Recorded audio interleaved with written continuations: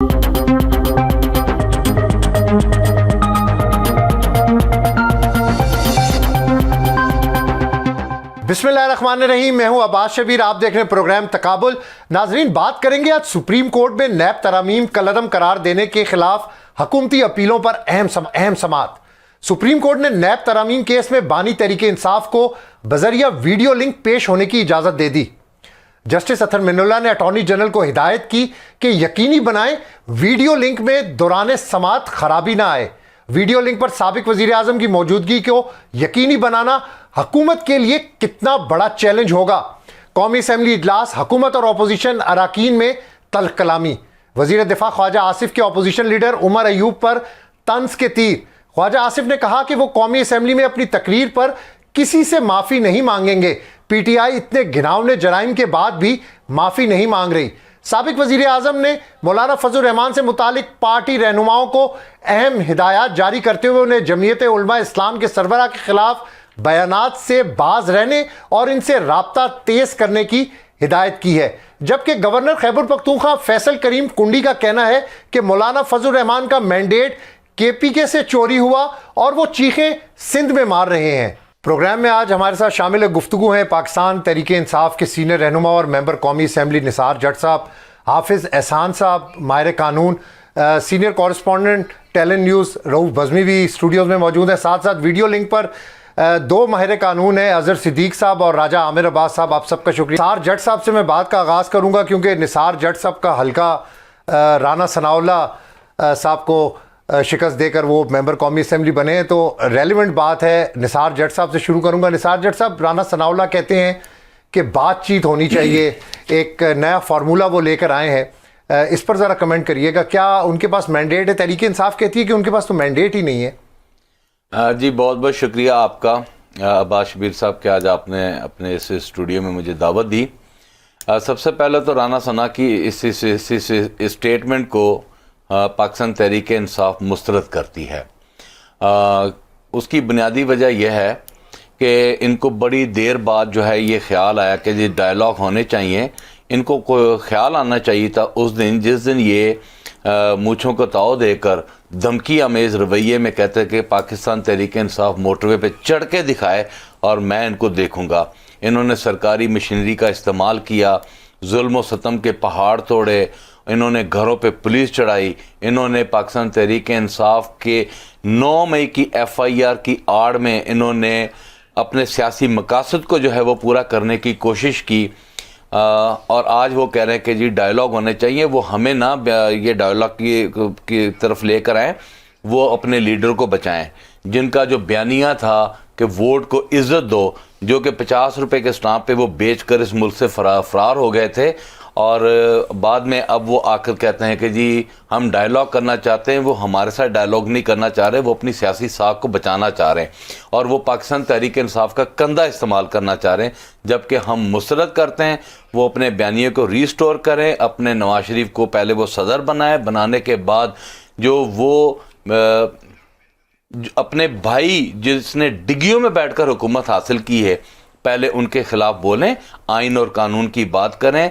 वो आइन वो इस वक्त पार्लियामेंट का हिस्सा तो नहीं है, लेकिन उनकी जमात जो है वो लीड कर रही है। उनको चाहिए कि कॉन्स्टिट्यूशन की बात करें, कॉन्स्टिट्यूशन को रीस्टोर करें। पंजाब और KPK में जो हुकूमतें टूटी और जो यहाँ पर आइन की वायलेशन हुई, आइन तोड़ा गया, उसका जवाब दें। बहुत सारे सवालात हैं जिनके जवाब देना उन पर लाजम है। तो वो अपनी वो जो है वो रास्ता दुरुस्त करें, वो हमें ट्रैक करने की कोशिश न करें कि हम उनके बयानिए को, उनके इस जो उन्होंने ऑफर गवर्नमेंट को की है, हम उनको मुस्तरद करें। सर, एक तरफ तो बड़ा उनका सख्त बयानिया था और अचानक उनका बयानिया तब्दील हो गया, हुकूमत के ख़िलाफ़ उनका बयानिया था, अपनी हुकूमत के ख़िलाफ़। लेकिन अब जब उनको ओहदा मिला है तो उनका बयानिया तो मुकम्मल तौर पर तब्दील हो गया। इनका मैं एक आपको बताऊँ, ये इनका शुरू से ये इनका अंदाज रहा है कि ये जब अपना ना सीट जीते हैं तो ये अपना राने हो जाते हैं, जब ये सीट जीत जाए ये फिर राजपूत हो जाते हैं। तो ये इनका ये जो म्यार है, ये दोहरा म्यार, ये शुरू से, ये आज से नहीं है। तो लिहाजा पाकिस्तान तहरीक इंसाफ को ऐसी ऑफर्स की ज़रूरत भी नहीं है।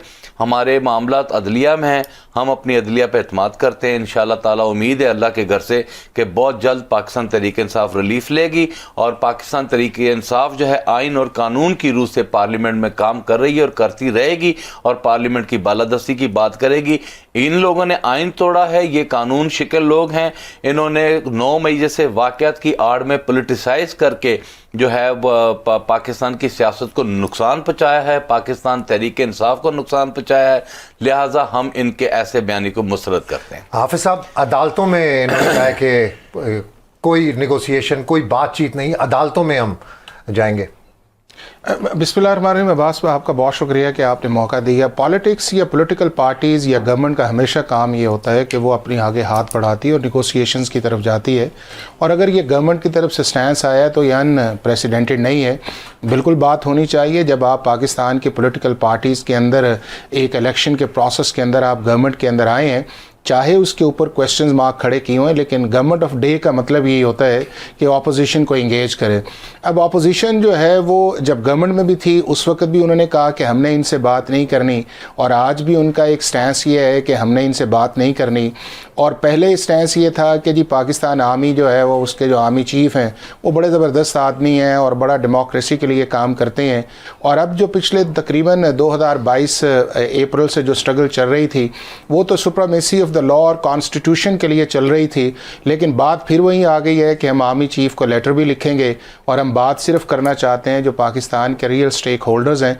तो मेरा ख्याल ये है कि इसके अंदर एक पॉलिटिकल डाइकॉटमी भी है, क्योंकि अभी भी पॉलिटिकल पार्टीज़ ये नहीं समझी कि अल्टीमेटली जो सोल्यूशन जो है या फ्यूचर जो है वो इन्हीं पॉलिटिकल पार्टीज़ ने तय करना है। और अगर यही एक अपनी परफॉर्मेंस की बुनियाद के ऊपर या टॉलरेंस की बुनियाद के ऊपर काम करेंगे तो इनकी स्पेस जो है वो बढ़ती जाएगी और क्रिटिसाइज जो है वो कम होता जाएगा।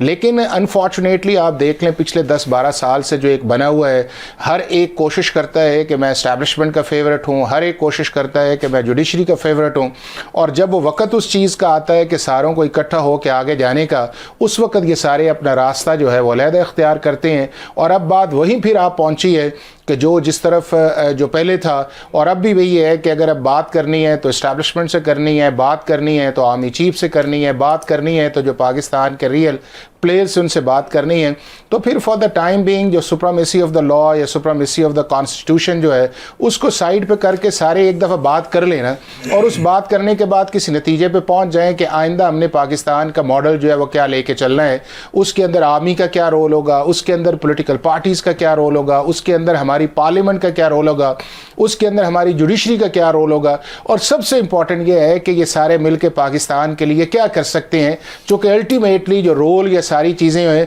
वो पाकिस्तान के आम आदमी को इफ़ेक्ट करती हैं।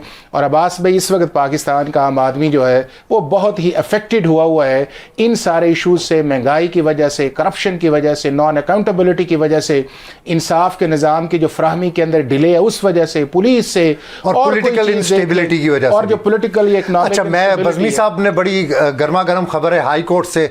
बज़मी साहब, क्या खबर है आज की हाई कोर्ट से? क्या दोबारा से कोई खत शत लिखे हैं? हाँ जी, बिल्कुल। वो जो जस्टिस बाबर साहब ने जो ख़त लिखा था चीफ जस्टिस को, जो उनके ख़िलाफ़ सोशल मीडिया पे जो कैंपेन चलाई जा रही थी, फिर उस खत के ऊपर जो है अदालत ने जो है वो एक तौहीन अदालत को करार दिया था, और उसके ऊपर एक स्पेशल जो है खुसूसी लार्जर बेंच का बनाया था, जिसकी आज समाअत हुई है। और ये 3 अपनी लार्जर बेंच था जिसकी सरप्राइज जस्टिस मोहसिन अख्तर कियानी ने की, उनके साथ जस्टिस तारक महमूद जहांगीरी और जस्टिस जो हैं सरदार एजाज हसाक वो थे।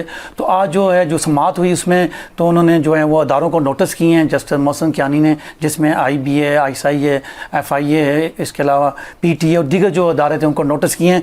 फिर इस मौका पर जो है वो उन्होंने मार्क्स भी दिए। उन्होंने कहा कि ये जो हमारे मुअज़्ज़ज़ जज हैं इनके ख़िलाफ़ जो कैंपेन की जा रही है, इनको सोशल मीडिया पर इनके ख़िलाफ़ जो इनकी ज़ाती मालूमात जो हैं वो तशरीह की जा रही हैं। तो ये उनका कहना था कि ये ज़ाती मालूमात पर तो सरकारी इदारों को पब्लिक किया गया है, और सिटिंग जज के ख़िलाफ़ वो कह रहे हैं कि जो कैंपेन है जो इस पर असरअंदाज किया हो रहे हैं।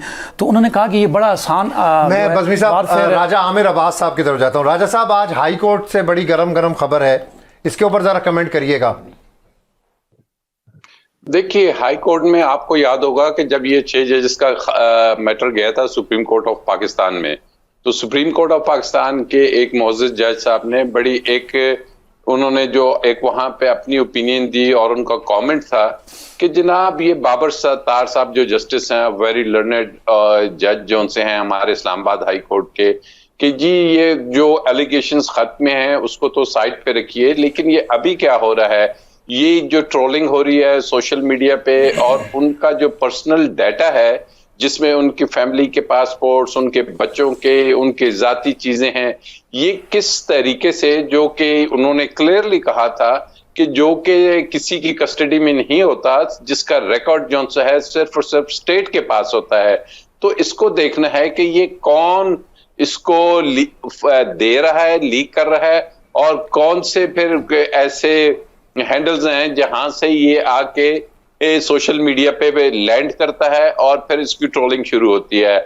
और साथ ही उस वक्त एक बात और जस्टिस जमाल खान मंदोखेर साहब ने की थी कि जनाब वो तो हाई कोर्ट, उनके लेटर्स हैं, जजेस हैं, ये हम 6 जो बैठे हैं हमें क्या क्या किस अंदाज में क्या अप्रोच किया जा रहा है या नहीं किया जा रहा है, या हमारी ट्रोलिंग शुरू हो रही है, या प्रेशर है या नहीं। तो ये एक बहुत सेंसिटिव इशू जो ऑलरेडी वहां पे है। और फिर एक बात कर दी गई कि जी बहुत सा एक स्कूल ऑफ थॉट थी कि जी नहीं, जजेस को तो अपने ताई उनके पास इख्तियारात है, इवन उनके पास कॉन्टेम्प्ट की हैं, वो इंडिपेंडेंट है हाई कोर्ट्स, वो सुप्रीम कोर्ट के नीचे नहीं, तो वो खुद क्यों नहीं इसको टैकल करते और वो क्यों नहीं इनके खिलाफ एक्शन लेते।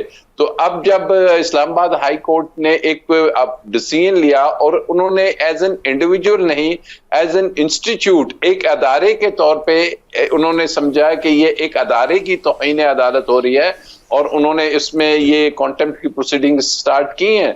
आई थिंक ये प्रोसीडिंग स्टार्ट होना, और हमने हालिया देखा कि इस्लामाबाद हाई कोर्ट में एक डिप्टी कमिश्नर साहब, पुलिस के सीनियर ऑफिसर्स ऑलरेडी वो कन्विक्ट हो चुके हैं कॉन्टेम्प्ट में।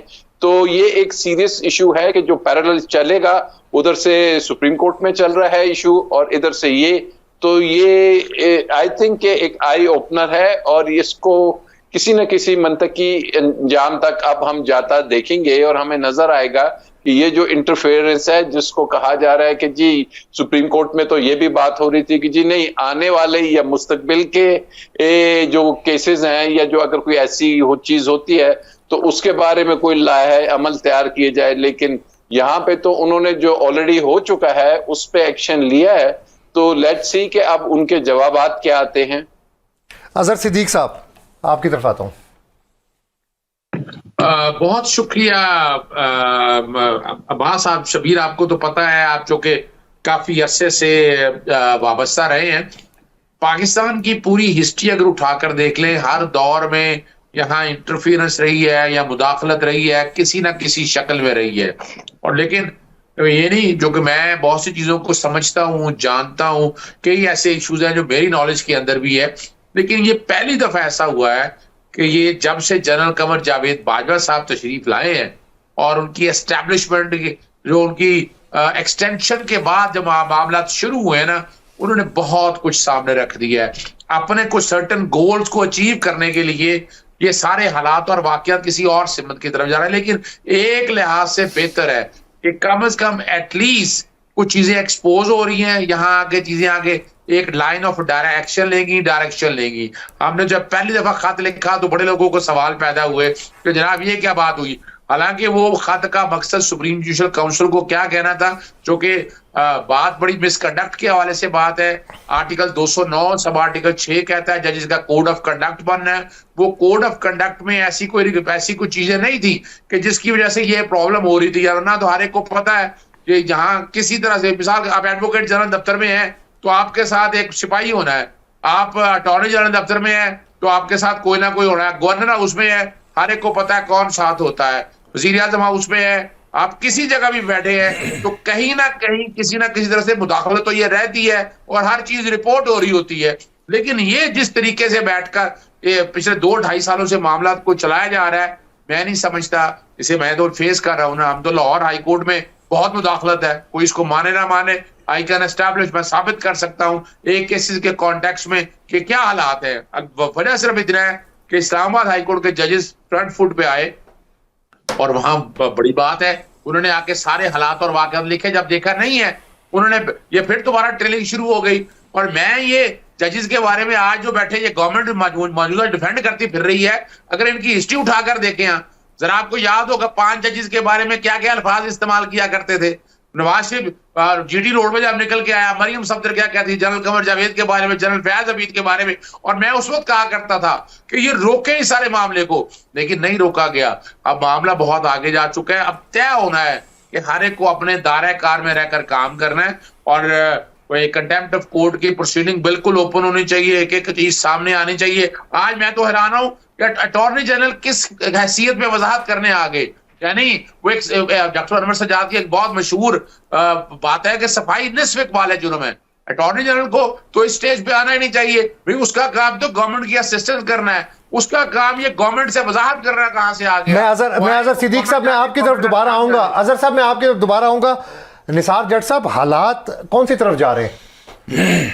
हालात भी बहुत बुरे हालात पैदा हो गए हैं। हम तो समझ रहे थे कि शायद 9 मई के हम लोग ही दहशतगर्द बच गए हैं, लेकिन हालात का तो ये सूरत हाल है कि अगर किसानों ने अपना हक मांगना चाहा तो उनको भी पुलिस लाठीचार्ज और गिरफ्तारियों का सामना है, और अगर वकला ने अपने कोई लाहौर में कोई अपना मुतालबा रखकर कोई प्रोटेस्ट करने की कोशिश की, उनके ऊपर लाठीचार्ज, उनको भी मारना पीटना, गिरफ्तारियां, और फिर उसके बाद यहाँ पर ख्वाजा सराज उनको भी मारा पीटा गया, उनको भी, उनके साथ भी ये रवैया।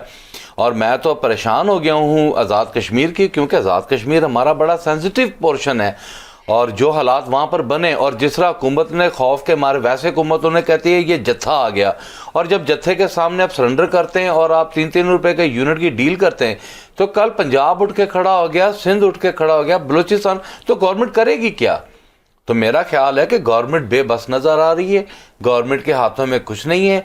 ये फॉर्म 47 की पैदावार गवर्नमेंट है, और ये नहीं पाकिस्तान में स्टेबिलिटी ला सकती। और मेरे ख्याल में कि अगर यही हालात रहे तो ये जून के बजट के बाद मैं नहीं समझता कि हुकूमत के पास कोई ऐसा कोई इकदाम होगा कि वो अपना दिफा कर सकेगी। मैं तो उस दिन से डर रहा हूँ कि खुदा ना करे, कि अल्लाह ना करे कि पाकिस्तान में 4 सूबे आज़ाद कश्मीर की तरह कहीं उठ कर ना खड़े हो जाएं। अगर वो उठ के खड़े हो गए तो फिर क्या बनेगा? पाकिस्तान में लॉ एंड ऑर्डर की जो सूरत हाल है उसके ऊपर बहुत सारे सवालात खड़े हो गए।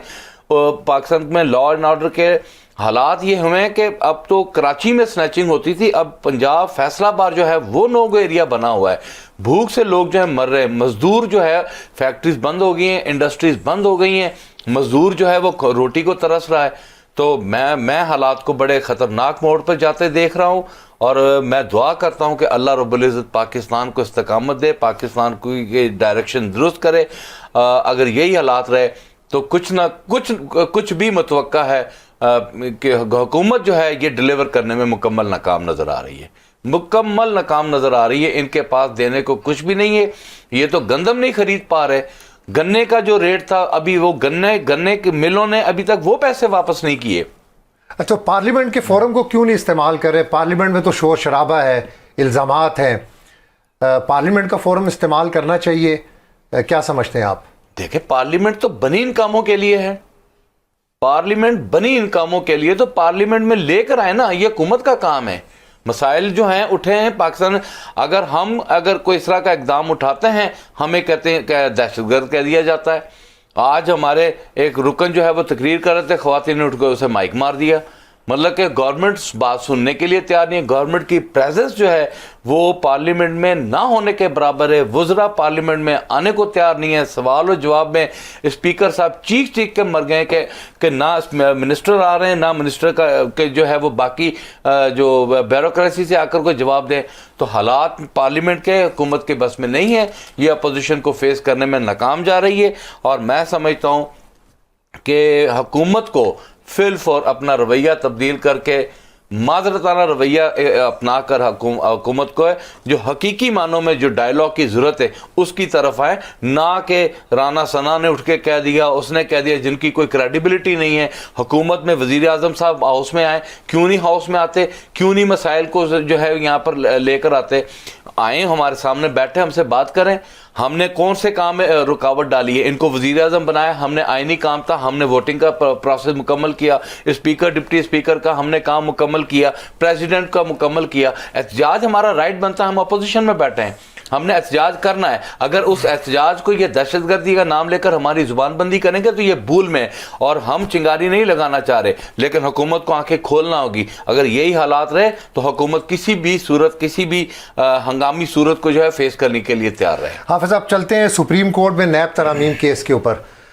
ये केस आज 16 मई तक मुलतवी हुआ है, जिसमें बानी PTI को बजरिया वीडियो लिंक पेश होने की, हाजिर होने की भी हिदायत जस्टिस अतर मुंडला ने कहा कि यकीन दहानी करवाएं कि तमाम मामलात बेहतरी के साथ जो वीडियो लिंक है उसके ज़रिए हो सके। हाफिज साहब का थोड़ा सा टाइम ले लूँ? जी जी बिल्कुल ले जी, 1 सेकंड के लिए। आपके इस चैनल के साथ साथ मैं रिक्वेस्ट करूंगा सुप्रीम कोर्ट के कैदी नंबर 804 की हमें शक्ल दिखा दें। हम बहुत उदास हैं, हम बहुत परेशान हैं, हम अपने लीडर को देखना चाहते हैं। पाकिस्तान की तारीख में इतना जुल्म और सितम किसी लीडर पे नहीं हुआ जितना इमरान खान पे है।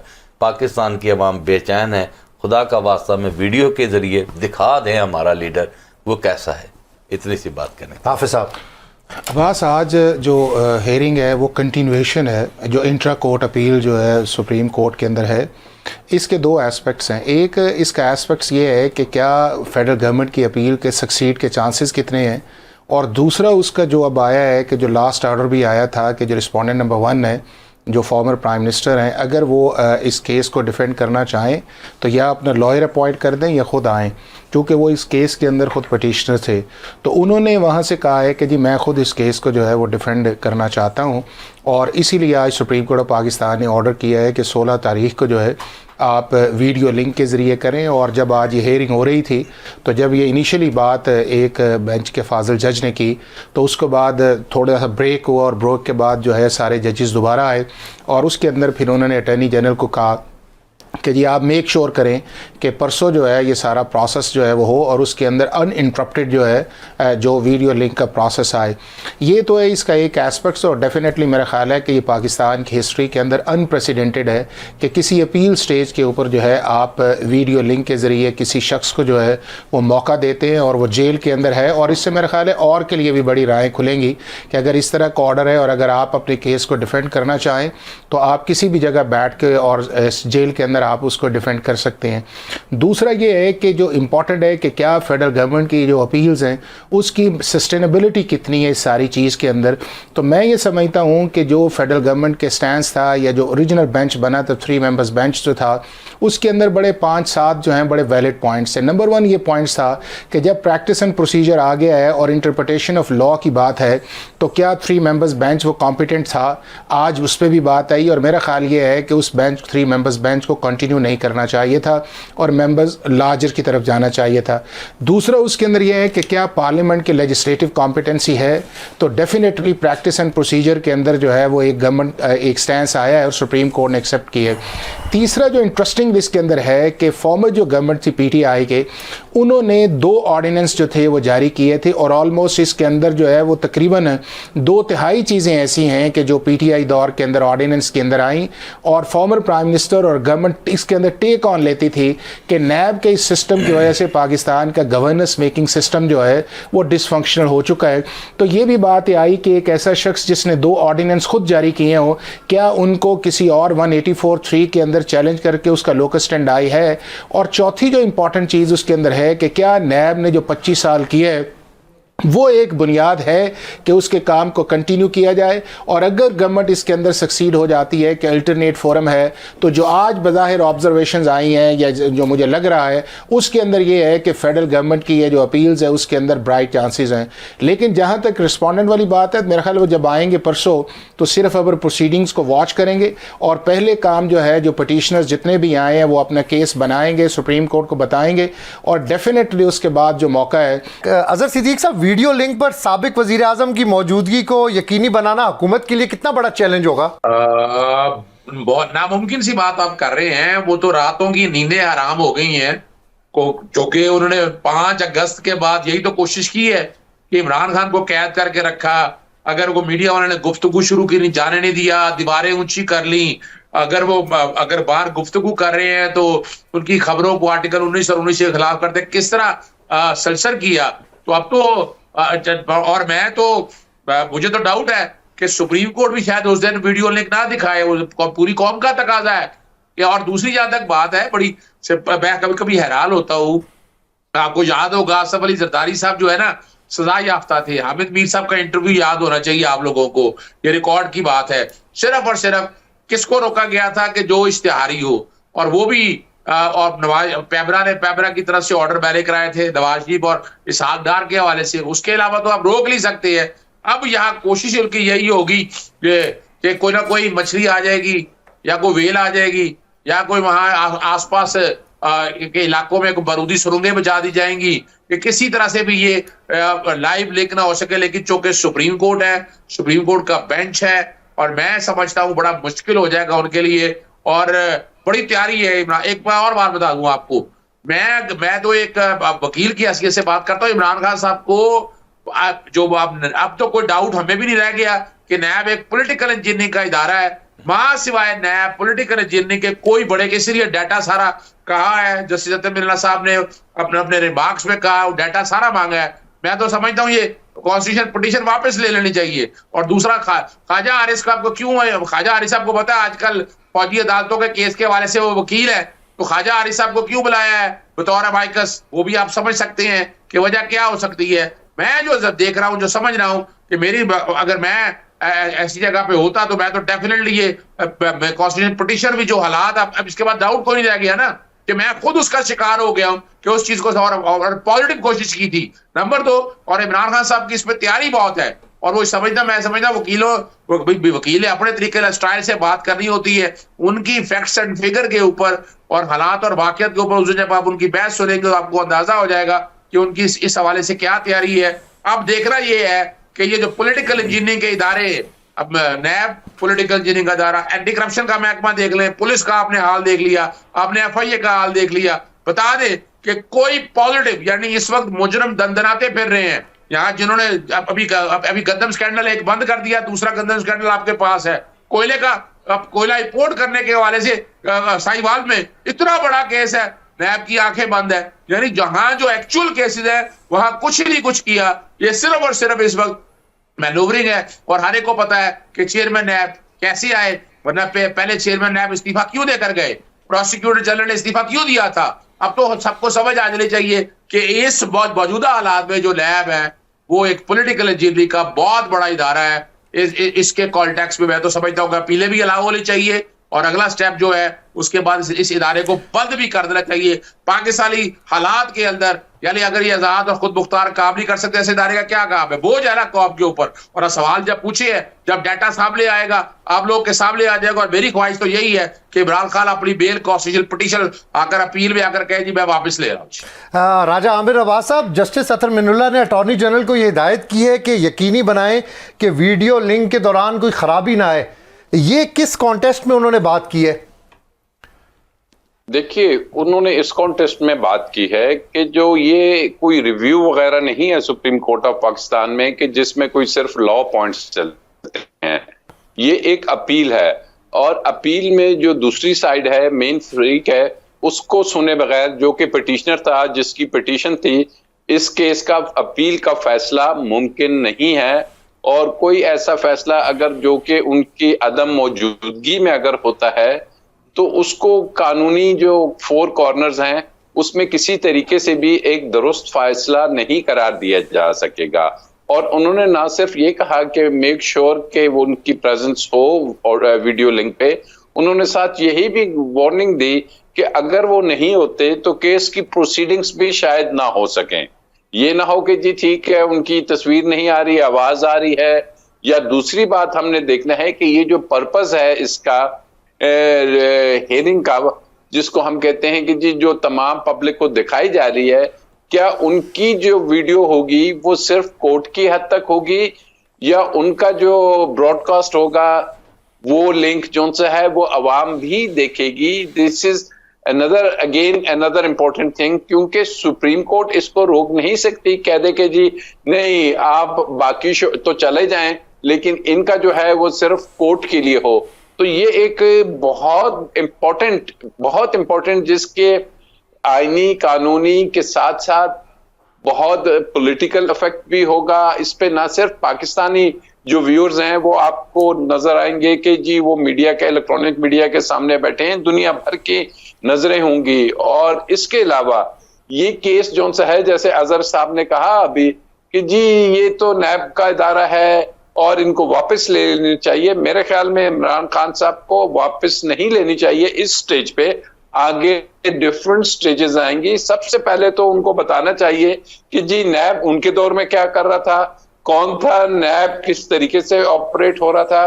फिर ये जो आज बात भी हुई कि जी नैब में ये क्या होता है कि जी वो तो बेल नहीं करने देते, सारी टीम नैब की आई है और फिर 3-4 साल के बाद नैब में आके एक 180 डिग्री शिफ्ट आती है कि जी हमें तो ये बंदा दरकार ही नहीं, हमें तो इनके खिलाफ कोई केस ही नहीं।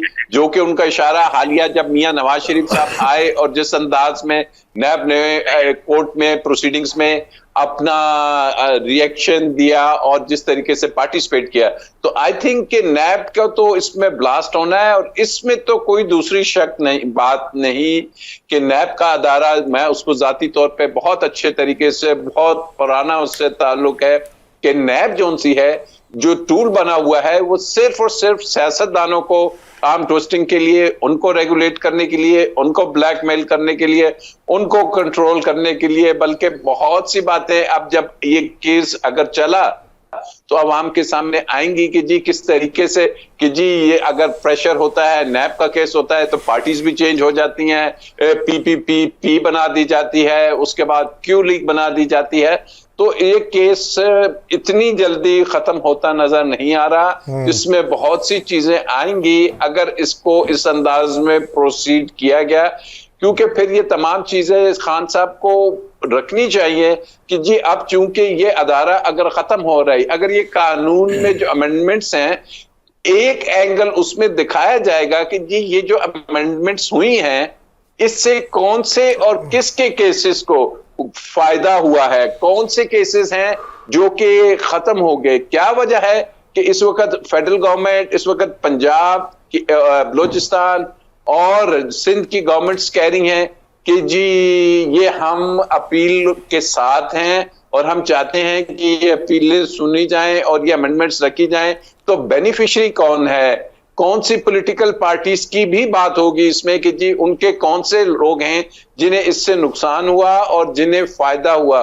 तो मुझे लग रहा है कि इसमें ये एक बहुत बड़ा पंडोरा बॉक्स खुलता हुआ नजर आएगा और जहां बहुत से लोग खुल के सामने आ गए हैं, अब ये चीजें भी सामने आएंगी और अदालतें तो खुद नैब के एक मुलजिम को इसी इस्लामाबाद हाई कोर्ट में अगर हम जमानत लेने जाएं, नैब का नाम सुनते ही जमानत की दरखास्त खारिज कर दी जाती थी।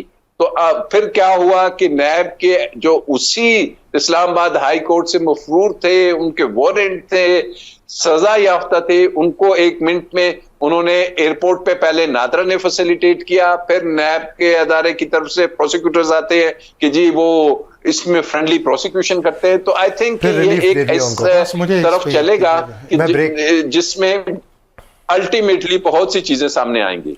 हाफिज साहब क्विक। मैं इसमें ये है कि दोनों मेरे दोस्त हैं, भाई भी हैं उस चीज़ के अंदर है। एक चीज़ तो सेटल्ड है, वो ये है कि 23, 24, 25 साल से जो नैब है वो एक पॉलिटिकल इंजीनियरिंग या पॉलिटिकल टूल का है, तो हमें ज़रा ब्रॉड पर्सपेक्टिव में जाना चाहिए। दूसरा उसके अंदर ये है कि हमें प्रोसीडिंग जो सुप्रीम कोर्ट की होने वाली है, जो परसों है, उसके अंदर एक पॉजिटिविटी इसके अंदर ये आनी चाहिए कि अगर आज 5 मेंबर्स बेंच ने इसको मेक श्योर किया इस चीज़ के अंदर, तो 16 तारीख को अगर शॉर्ट ऑर्डर के अंदर उन्होंने कहा है कि परसों इस चीज़ के अंदर आए, तो सुप्रीम कोर्ट जो है वो अपनी जो कॉन्स्टिट्यूशनल रिस्पॉन्सिबिलिटी वो करेगी और हमें पाकिस्तान की सुप्रीम कोर्ट या चीफ जस्टिस पे ट्रस्ट करना चाहिए। और ऐसी कोई चीज़ नहीं आई कि हम पाकिस्तान की सुप्रीम कोर्ट को मानते नहीं हैं। तीसरा बात इसके अंदर बड़ा इंपॉर्टेंट है कि जो आज भी ऑब्जर्वेशन आई थी उनमें से बहुत सारी चीफ जस्टिस की जानिब से थी कि कितने ऐसे लोग थे कि जब उनके खिलाफ केस बने तो वो किस पार्टी में थे और जब उनकी कन्विक्शन आई तो कितनी आई। तो मेरा ख्याल ये है कि जो 5 मेंबर्स बेंच है उसमें से जितनी भी ऑब्जर्वेशन आई हैं प्राइमरीली सब इस चीज़ को समझते हैं कि नैब एज ए इंस्टीट्यूशन जो है वो करप्शन को कंट्रोल करने के लिए फेल हो चुका है, नैब एज ए पॉलिटिकल इंजीनियरिंग के लिए आया है। और दूसरा फिर साथ साथ हमें इसको देखना चाहिए कि अगर पार्लियामेंट ने उसको लेजिस्लेट करके उसके अंदर अपनी चीज़ें की हैं तो उसको भी पॉजिटिविटी के अंदर देखना चाहिए। लेकिन इंपॉर्टेंट इस चीज़ के अंदर यह है कि आप दुनिया के दूसरे ममालिक की तरह नेशनल क्राइम एजेंसी की तरह अपना एक बनाएं जिसकी परमानेंट प्रोसिक्यूशन हो, परमानेंट आपका पॉइंट आ गया। सॉरी मैं आपको इंटरप्ट कर रहा हूँ। पाकिस्तान तहरीक इंसाफ के फोकल पर्सन इंतजार हुसैन पंजोता साहब ने हमें स्टूडियोज में ज्वाइन किया है। Thank you very much Panjota साहब। नैब तरामीम केस में बानी तहरीक इंसाफ को बजरिया वीडियो लिंक पेश होने की इजाज़त दी गई है और वो पेश होंगे 16 तारीख को। आपको ये मुमकिन नज़र आ रहा है? देखिए जी, उम्मीद तो यही है कि बिल्कुल उनको ये मौका दिया जाएगा। जिस तरह से आज लाइव स्ट्रीमिंग हो रही थी और बाकी तमाम केसेस जो हैं सुप्रीम कोर्ट के उसको भी लाइव स्ट्रीम किया जाता है, तो ये भी एक नॉर्मल केस है, उसी तरह का रूटीन केस है। कुछ सेंसिटिव मामला भी नहीं है इसके अंदर जो जिससे कि कोई खतरा हो, खदशा हो, तो इसको भी लाइव स्ट्रीम होना चाहिए। और उम्मीद तो करते हैं कि लाइव स्ट्रीम होगा और उस दिन कोई वेल वगैरह जो है इंटरनेट की तार को नहीं काट जाएगी। आप सियासी कमेटी के रुकन भी हैं, मौलाना फजल रहमान से कोई बातचीत शुरू हो रही है, कोई मामलात फाइनल हो रहे हैं, और क्या स्ट्रेटजी है आप लोगों की आइंदा की? देखिए जी, हमारी स्ट्रेटजी बिल्कुल क्लियर है। हम तो एक नज़रिए के साथ चल रहे हैं। उस नज़रिए के साथ जो लोग अटैच होते हैं उनके साथ हमारी बातचीत भी हो सकती है, लेकिन सिवाय 3 जमातों के जिसके ऊपर आपको मालूम है कि खान साहब ने कैटेगोरिकली उनका नाम लेकर हमें इंस्ट्रक्शंस दी हैं कि उनके साथ बात नहीं हो सकती। और उसकी वजह ये है कि वो 3 जो पार्टीज़ हैं उन्होंने हमारा मैंडेट चोरी किया हुआ है। तो जब तक वो मैंडेट चोरी करके बैठी हैं पार्लियामेंट के अंदर और हुकूमत के अंदर हैं, तब तक तो उनके साथ कोई बात नहीं हो सकती। और बाकी तमाम सियासी जमातों के साथ बात भी हो सकती है और उनके साथ बातचीत हम कर भी रहे हैं। और इसके अलावा हमारा जो मुस्तकबिल का लाएमल है वो ज़ाहिर है हमारे पास तो एहतजाज के अलावा और कोई रास्ता नहीं है और हम पुरअमन एहतजाज करेंगे। जो ग्रैंड अलायंस है ये कितना इफेक्टिव आपको नज़र आता है? क्या होगा आइंदा फ्यूचर में? देखिए जी, ये वो तमाम जमातें हैं जिनका अवाम के अंदर असर व रसूख है। इनकी जानिब से रोड के ऊपर आना, एहतजाज करना, ये यकीनी तौर पर जो है वो अगर किसी भी सिविलाइज माशरे में आप देखते हैं कि वो लोग, वो सियासी पार्टियां जब एहतजाज पे आए जिनकी अवामी सपोर्ट हो तो फिर उसके असरात नज़र आते हैं। और यही एक जमहूरियत का हुस्न है और हम जमहूरियत पे यकीन रखते हैं। पुरअमन लोग हैं, पुरअमन सियासी जमात है और पुरअमन तरीके से हम जो अपने मुतालबात हैं वो पूरे करवाना चाहते हैं। हमारा मुतालबा कोई और नहीं है, मुतालबा सिर्फ एक है कि आइन और कानून के ऊपर अमल दरामद हो ताकि मुल्क की जो डायरेक्शन है वो सीधी हो। राजा आमिर अब्बास साहब, कौमी असम्बली में बड़ी तलखियाँ हैं। एक जो ग्रुप है जिसमें राना सनाउल्लाह साहब हैं वो कहते हैं कि बातचीत होनी चाहिए, असम्बली का माहौल कुछ और हमें नज़र आ रहा है। इसके ऊपर ज़रा कमेंट करें। मौलाना फजल रहमान और तहरीक इंसाफ का भी आपस के अंदर एक नया कोलिजन बनने जा रहा है। देखिए अब्बास, ये जो राना सनाउल्लाह और इनके साथ और बहुत से लोग हैं, जावेद लतीफ हैं और काफी, वो तो मैं समझता हूँ जैसे पीटीआई के साथ हुआ, वो भी तो यही कहते हैं कि उनको भी हरवाया गया है। और एक ग्रुप वो है कि जो आके कहता है कि जी हम जीते नहीं, हमें तो लाया गया है, हमें ये इलेक्शंस में वो मानते हैं। और मैं जो उनसे है कि असेंबली में जब वो बैठते हैं तो वो अवाम के नुमाइंदे के तौर पे शायद नहीं बैठ सकते, क्योंकि अवामी नुमाइंदा इंसान अपने आप को तब समझता है कि जब वो जानता है कि इस अवाम ने मुझे वोट दिया। लेकिन अगर फॉर्म 47 ने उसको अवामी नुमाइंदा बना दिया है तो फिर वो असेंबलियों में ना अपनी पार्टी का मौकफ लेके आगे आ सकता है, ना वो हुकूमती मौकफ लेके आ सकता है, ना वो कोई पॉलिसी की बात कर पाएगा, ना वो इस मुल्क के मसाइल को हल कर सकेगा, ना वो गंदम के बारे में बात कर सकेगा, ना वो गन्ने की अब बात हो रही है उस बारे में बात कर सकेगा, कानून साजी की बात नहीं कर सकेगा। तो असेंबलीज तो इस वक्त एक मजाक है। और असेंबलीज की तरफ अगर हम देखते हैं कि जी असेंबलीज कोई बड़ी कानून साजी करेगी अपनी मर्जी से, या असेंबली में क्या ये जो इतना इशू हो रहा है आजाद कश्मीर का, क्या ये असेंबली में आपको डिस्कस होता हुआ नजर आ रहा है? क्या ये तो एक इस वक्त पूरी दुनिया में एक इतना बड़ा इशू बना है तो असेंबलीज को तो हम नहीं देखते, और राना साहब या उनकी जो मियां नवाज शरीफ साहब या ये देख रहे हैं कि जी अगर ये असेंबलीज या हुकूमत नहीं चलती तो हमने भी एक ऑल्टरनेट जो सा है बयानिया डेवलप करना है। तो वो अब इस चक्कर में है कि जी कोई ना कोई हमारा, चाहे वो एंटी एस्टेब्लिशमेंट हो या अवाम को हम फिर किसी तरीके से धोखा दें। लेकिन अब अवाम को ये नजर आ रहा है और बाकी पॉलिटिकल पार्टीज को भी, अब जैसे कि इंतजार ने बताया कि जी 3 पार्टीज के साथ नहीं हो सकता, यही वो पार्टीज थी। आपको नजर आएगा कि आज भी जब इनका बंदरबांट की बात होती है तो बड़ी, कल भी एक शो में था कि जी पीपल्स पार्टी कह रही थी कि जी हम तो हुकूमत में नहीं है, ये तो नून लीग की हुकूमत है। तो क्या जो कॉन्स्टिट्यूशनल आपने तमाम पोस्ट ले ली हैं, चाहे वो गवर्नर्स हो चाहे वो स्पीकर्स हो, अब मौलाना साहब के साथ अगर आपने डायलॉग करना है तो आपने केपी में और बलोचिस्तान में, वो कह रहे थे कि मेरा कोई हक बनता है, उनको जब कुछ नहीं दिया जा रहा तो डायलॉग इसीलिए ये इस सतह पे कामयाब नहीं होगा।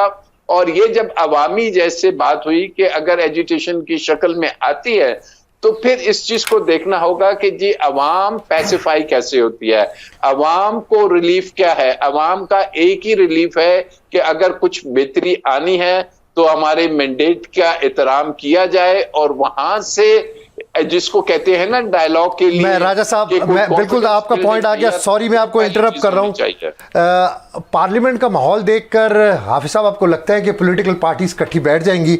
और फैसल करीम गुंडी साहब ने कहा है कि मौलाना साहब का मैंडेट पेशावर में चोरी हुआ, केपीके में चोरी हुआ, लेकिन चीखें वो कराची में मार रहे हैं।